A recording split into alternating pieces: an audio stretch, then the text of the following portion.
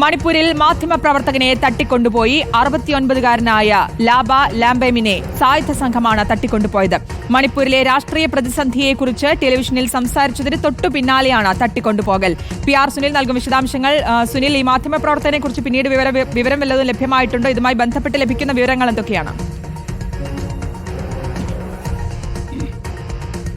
ശ്രുതി, എന്തായാലും മണിപ്പൂരിൽ രാഷ്ട്രീയ പ്രതിസന്ധിയും ഒപ്പം സംഘർഷങ്ങളും തുടരുകയാണ്. ഇതിനിടയിലാണ് ഇപ്പോൾ മാധ്യമപ്രവർത്തകനെ തട്ടിക്കൊണ്ടുപോയിരിക്കുന്നത്. സ്റ്റേറ്റ്സ്മാൻ ഇംഗ്ലീഷ് ദിനപത്രത്തിന്റെ സ്പെഷ്യൽ കറസ്പോണ്ടന്റായ 69-കാരൻ കൂടിയായ ലാംബ എന്ന മാധ്യമപ്രവർത്തകനെയാണ് ഇപ്പോൾ സായുധധാരികൾ തട്ടിക്കൊണ്ടുപോയിരിക്കുന്നത്. ഇന്ന് പുലർച്ചെ 3:30 മണിയോടുകൂടി 20ഓളം സായുധധാരികൾ ഇദ്ദേഹത്തിന്റെ ഇംഫാലിലുള്ള വസതിയിലെത്തുകയും പിന്നീട് ഇദ്ദേഹത്തെ ഗൺ പോയിന്റിൽ തട്ടിക്കൊണ്ടുപോവുകയുമായിരുന്നു.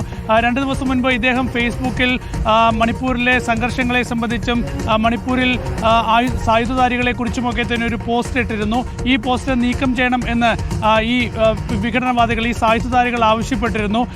ഇതിന് തയ്യാറാകാത്തതിനെ തുടർന്ന് 2 ദിവസം മുൻപ് ഇദ്ദേഹത്തിന്റെ വസതിക്ക് സമീപത്തെത്തി ഇവർ വെടിവെപ്പ് നടത്തിയിരുന്നു.